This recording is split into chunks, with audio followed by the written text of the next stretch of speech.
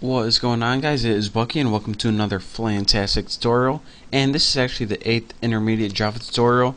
And in this tutorial we're going to be learning how to convert lists to arrays and arrays to lists and a bunch of other good stuff like that. So the first thing you're probably wondering is, alright, why would I want to convert an array to a list or a list to an array? Well, Java has different methods. Hold on, let me move my microphone. There we go. Java has certain methods that you can only do to arrays and certain methods that you can only do to lists. So sometimes you need to convert them back and forth depending on what you need to do the data. So let's go ahead and, actually that's the name. Let's go ahead and start out by making an array. String, I'll name it stuff, and just put a bunch of stuff in here. I'll put like babies, watermelon, and make sure you spell it like watermelon. And let's see what else. Regular melons, you definitely need that in there. And fudge. So that's good enough. You make sure it's like more than 3 or something for a good demonstration. So now we need to build a list that contains all of the stuff in the array. So let's go ahead and build a linked list, and of course this was imported in Java util, that's why we're able to use this. And we're going to cast string because that's what type of data we're going to be working with, and we're going to name it the list so we won't get confused.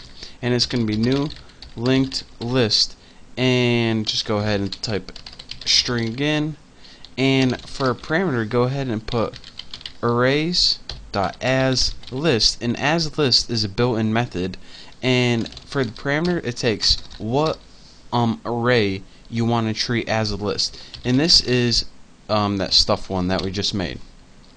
So what this line of code did right here is pretty much we created a list containing the stuff array. So we pretty much just changed this to a list using the asList method, and we did this because whenever we change an array to a list, you can now use list methods on it.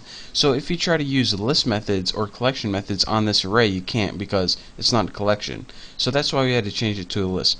And why did we have to do this right here? Because this linked list constructor, it only takes a collection or list as argument.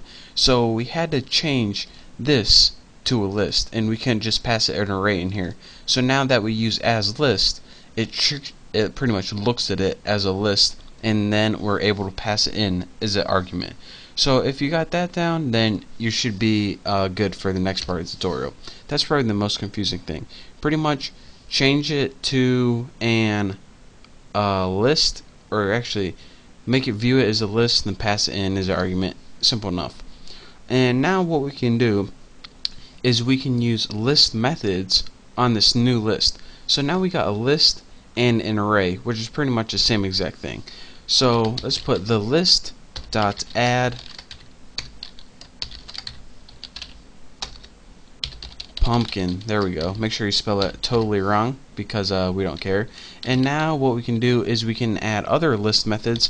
So we can put like the list dot add first, and of course, you know, this is a list method, not an array method, so that's why we're able to use this. And let's put like first thing. So whenever you do regular add, it automatically adds it to the end of the list, and you can do other cool methods that you can only do lists and not arrays, like add it to the beginning of list. And of course this wouldn't be possible if we only treated it as array, so that's why we needed to convert it over to a list to do these cool methods. So now that we got it to a list, you're saying, alright, well, the thing, Bucky, is that I actually need that array to do other stuff, such as enhance for loops and stuff like that.